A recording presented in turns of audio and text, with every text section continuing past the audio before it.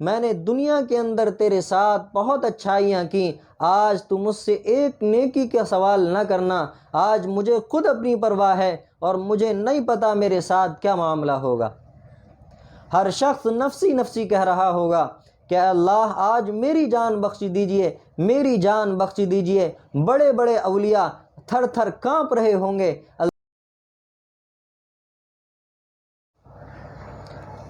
الحمدللہ رب العالمین والصلاة والسلام علی سید الانبیاء والمرسلین محمد وعلی آلہ واصحابہ اجمعین۔ اعوذ باللہ من الشیطان الرجیم، بسم اللہ الرحمن الرحیم۔ کل نفس ذائقۃ الموت وانما توفون اجورکم یوم القیامہ فمن زحزح عن النار وادخل الجنۃ فقد فاز وما الحیاۃ الدنیا الا متاع الغرور۔ صدق اللہ العظیم۔ حضرات محترم، اللہ رب العزت نے اس آیت کے اندر ارشاد فرمایا کہ ہر جاندار کو موت کا مزہ چکھنا ہے اور قیامت کے دن تمہارے کاموں کا تم کو مکمل بدلہ دے دیا جائے گا۔ لہذا جو شخص قیامت کے دن جہنم کی آگ سے بچا لیا گیا اور جنت کے اندر داخل ہو گیا، فقد فاز، تو ایسا شخص کامیاب ہے، اور دنیا کی زندگی محض دھوکے کا سامان ہے۔ میرے بھائیوں، ہم سب جانتے ہیں کہ اللہ رب العزت نے ہمیں اس دنیا کے اندر بھیجا، اور کیوں بھیجا اس کو بھی اللہ رب العزت نے فرمایا وَمَا خَلَقْتُ الْجِنَّ وَالْإِنسَ إِلَّا لِيَعْبُدُونَ، کہ ہم نے جنات اور انسان کو محض اپنی عبادت کے لیے پیدا فرمایا۔ اللہ رب العزت نے ہمیں اس دنیا کے اندر مزے اڑانے کے لیے نہیں بھیجا، اللہ رب العزت نے ہمیں اس دنیا کے اندر مرنے کے بعد آنے والی زندگی کی تیاری کرنے کے لیے بھیجا ہے، اور مرنے کے بعد آنے والی زندگی بہت سخت ہوگی۔ قرآن کریم کہتا ہے فَإِذَا جَاءَتِ الصَّاخَّةُ يَوْمَ يَفِرُّ الْمَرْءُ مِنْ أَخِيهِ، کہ قیامت کے دن انسان انسان سے بھاگے گا، بھائی اپنے بھائی سے بھاگے گا، وَأُمِّهِ وَأَبِيهِ، انسان اپنی ماں سے، اپنے باپ سے بھاگے گا، اور شوہر اپنی بیوی سے بھاگے گا۔ اور قیامت کے دن دنیا کے تمام رشتے کچے دھاگے کی طرح ٹوٹ جائیں گے۔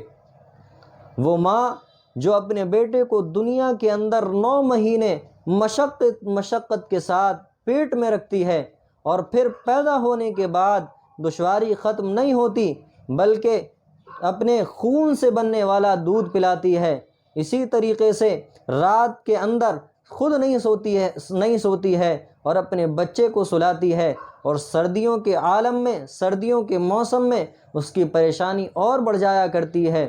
بچہ اگر بستر پر پیشاب کر لیتا ہے تو وہ بچے کو سوکھے میں سلاتی ہے اور خود گیلے میں لیٹ جاتی ہے، لیکن قیامت کے دن اگر بیٹا اپنی ماں کے پاس جائے گا تو ماں اپنے بیٹے کو آتا دیکھ کر راستہ بدل لے گی اور کہہ دے گی بیٹے آج مجھ سے کوئی امید نہ رکھنا، میں تیری آج کوئی مدد نہیں کر سکوں گی۔